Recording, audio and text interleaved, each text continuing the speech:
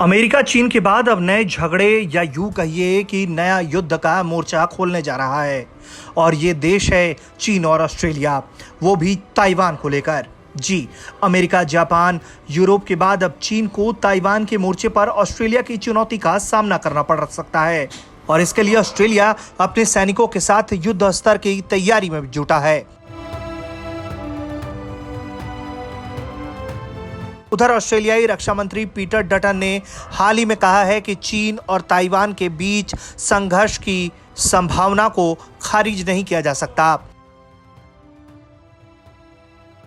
लेकिन यह है कि ऑस्ट्रेलिया क्षेत्र में अपने सहयोगियों के साथ मिलकर शांति बनाए रखने की कोशिश करेगा।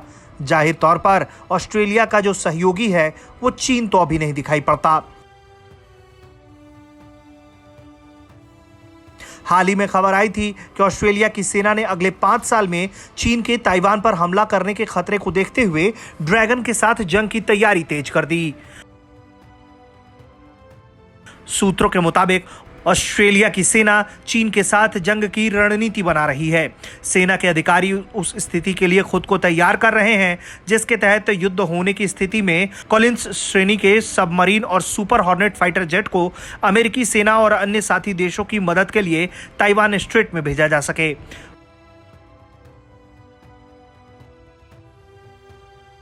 वहीं दूसरी तरफ चीन की दादागिरी और बेवजह आक्रामकता को लेकर ताइवान ने अपने तेवर सख्त कर दिए हैं। ताइवान के राष्ट्रपति से लेकर उपराष्ट्रपति तक ने चीन को आगाह किया है कि वो अपनी सीमा में रहे।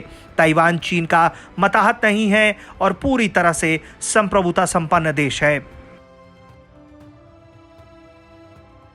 एक संगोष्ठी में ताइवानी उपराष्ट्रपति ने कहा है कि चीन ताइवान पर अपनी दादागिरी ऐसे दिखा रहा है जैसे हमारा देश उसका सहायक है। उन्होंने कहा है कि चीन को समझ लेना चाहिए कि इस देश की 2 करोड़ 30 लाख की आबादी को अपना भविष्य खुद तय करने का अधिकार है।